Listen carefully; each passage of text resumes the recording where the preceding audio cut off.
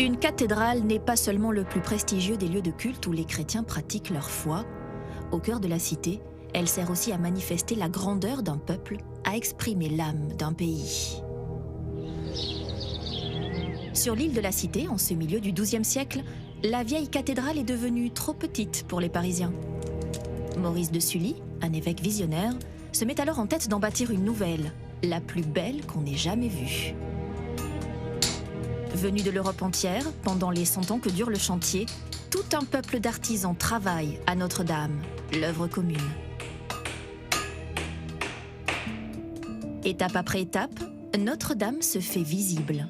Les bâtisseurs commencent par le chœur, puis la nef.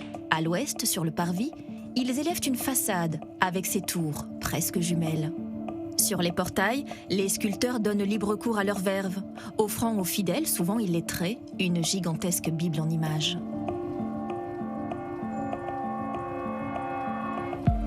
Le message de l'architecture gothique est simple. Dieu est lumière. Pour l'exprimer, on favorise l'arc brisé qui permet de faire jaillir les voûtes jusqu'au ciel, les grandes rosaces dans la vibration du verre coloré, les arcs boutants qui savent résister avec grâce à la poussée de la pierre. Au fil des années, les générations successives chantent la gloire de Dieu et embellissent Notre-Dame. À la fin du XVIIe siècle, Louis XIV, le roi Soleil, décide de rénover le chœur. Il y installe une statue de Marie pleurant son fils et s'y fait représenter avec son père Louis XIII, offrant à la Vierge le royaume de France. C'est alors qu'arrive le temps des épreuves. À la Révolution, la cathédrale devient une cible.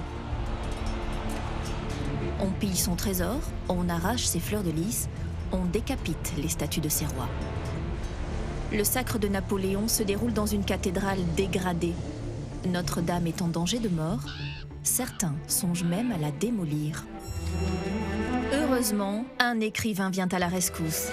Le roman de Victor Hugo, Notre-Dame de Paris, véritable déclaration d'amour à la cathédrale, retourne la situation. Grâce à Esmeralda et Quasimodo, l'opinion se mobilise en faveur du sauvetage, inventant à cette occasion la notion de patrimoine. À partir de 1845, l'architecte Eugène Viollet-le-Duc est chargé de sa restauration. Il s'appuie sur les données d'une science toute neuve, l'archéologie. Et lorsqu'un élément a disparu, ce créateur de génie n'hésite pas à l'inventer de toutes pièces, comme les chimères sorties de son imagination, dont la plus célèbre est la strige. Après plusieurs décennies de travaux, Notre-Dame, sauvée, redevient la perle de Paris.